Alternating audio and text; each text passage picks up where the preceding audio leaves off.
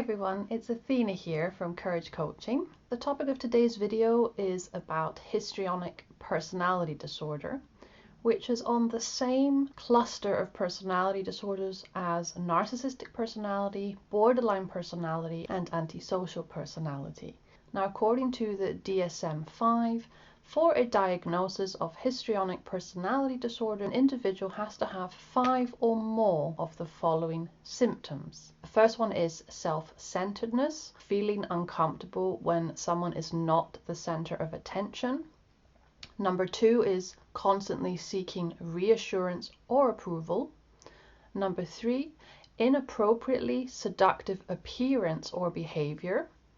Number 4, overly concerned with physical appearance and using physical appearance to draw attention to self. Number 5, opinions are easily influenced by other people but are difficult to back up with details.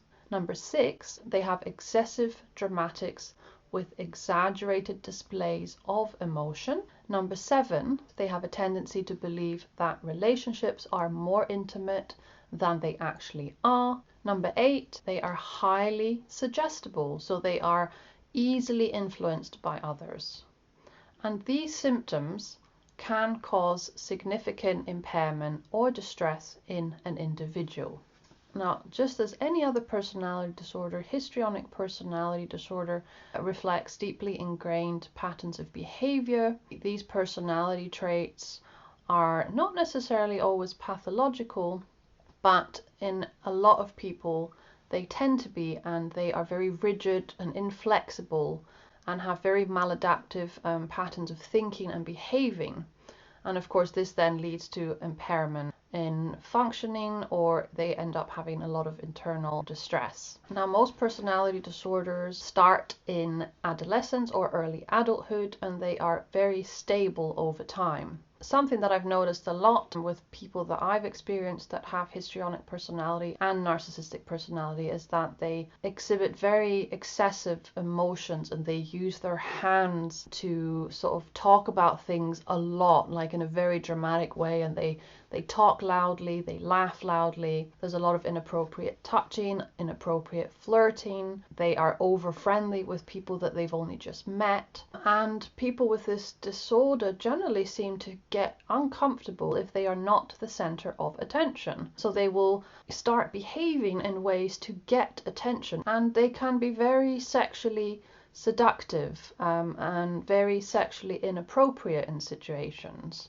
And people with this personality disorder also sometimes tend to embarrass their friends or their acquaintances with excessive public displays of emotion, such as embracing, casual acquaintances with passion, or sobbing uncontrollably and being a victim or having temper tantrums. And actually, one of the best examples of this sort of disorder is that people that have histrionic personality end up being an actor or an actress, and they will be very, very popular, and they will want a lot of attention, and they will be in the public eye all the time, and they will do things that are inappropriate, and they will be very sexualized, and they will act in very sexual ways, and they will dress in a very sexually provocative way. So a lot of actors and actresses and singers tend to have histrionic personality. Not all of them, but a lot of them. But the thing is, a lot of the time their emotions are very shallow, and they change very, very quickly.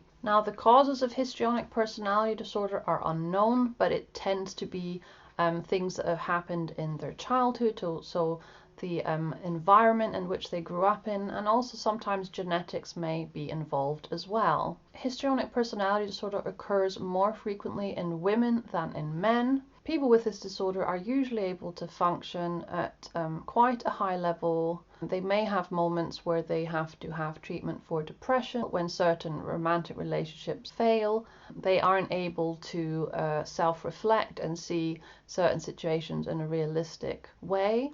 They usually tend to blame others, just as people with narcissistic personality do. And they tend to crave novelty and excitement a lot of the time, and they will put themselves in risky situations, which then of course will lead to a greater risk of them developing depression and anxiety. Now, the recommended form of treatment for histrionic personality is psychotherapy. However, people with this diagnosis are challenging and do not usually want to have therapy, and they will exaggerate their symptoms.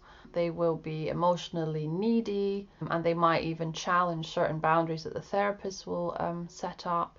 And actually, the first thing a therapist will notice when somebody comes in is how sexually flirtatious they are, or what they are wearing, how much they are exposing their body. That will already be a sign of histrionic personality.